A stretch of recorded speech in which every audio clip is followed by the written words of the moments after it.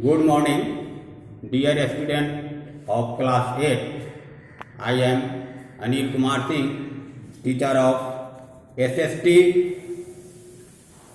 Today, I am going to teach you chapter 1 in physics, chapter named The Constitution of India. In this chapter, I will discuss two: introduction of constitution, definition of constitution, why does a country need a constitution, and features of the Indian constitution. First point है introduction of constitution. The Constitution of India was formed by a constituent assembly which was established in 1946. Bharat के संविधान का निर्माण एक संविधान सभा के द्वारा हुई थी, जिसका गठन 1946 में हुआ था. It was a group of about 300 people specially elected for this purpose. इस उद्देश्य के लिए अर्थात संविधान भारत का संविधान बनाने के लिए लगभग 300 लोगों को विशेष रूप से निर्वाचित किया गया था. The first session of the Constituent Assembly was held on 9 दिसंबर 1946. संविधान सभा की पहली बैठक 9 दिसंबर 1946 को आयोजित हुई थी and completed it's work on 26 नवंबर 1949. और संविधान सभा ने संविधान बनाने का कार्य 29 नवंबर 1949 को पूरा कर लिया था. The Constitution formed by the Assembly came into force on 26 जनवरी 1950.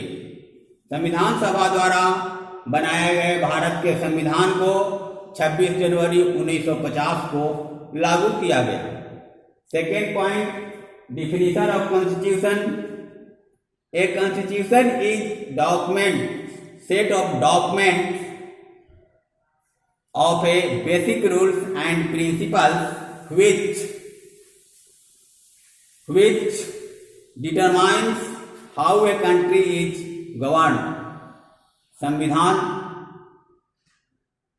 किसी देश के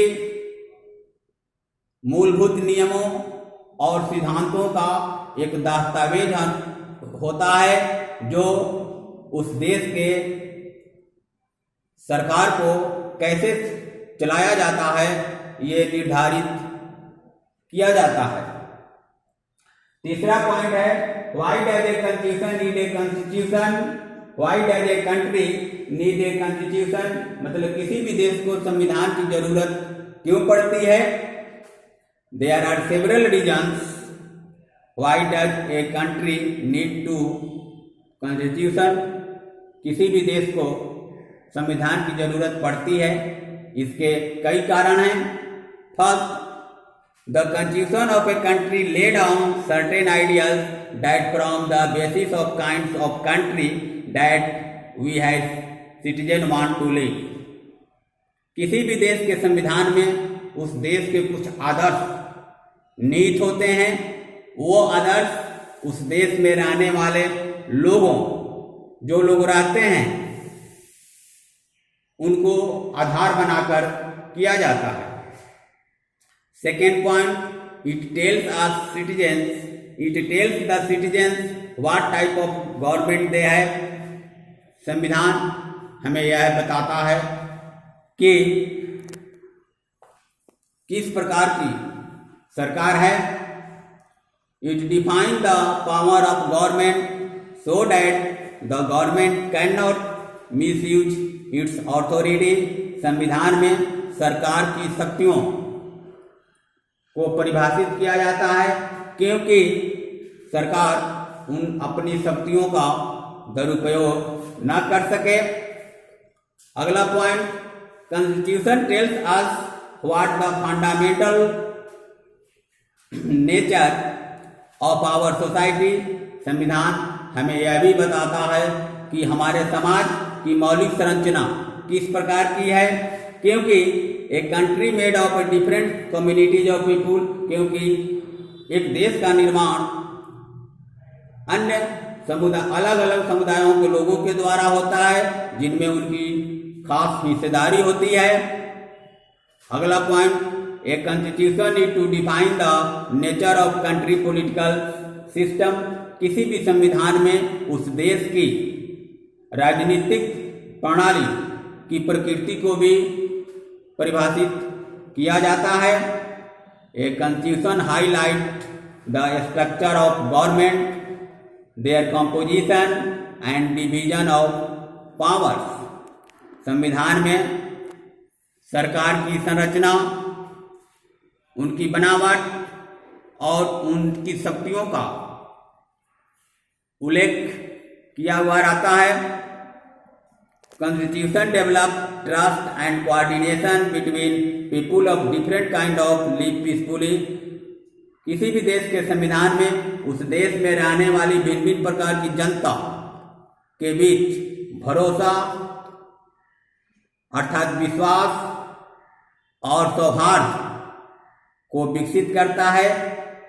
it safeguard the right of the people and protect them being violated by another citizen और इवन द गवर्नमेंट। संविधान में लोगों के अधिकारों की रक्षा के लिए प्रावधान दिए जाते हैं।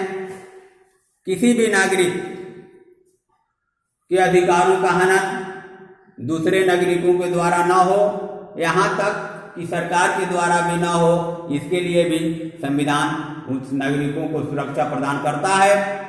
Sometimes it provisions that seek to prevent majority groups from violating the right of minority.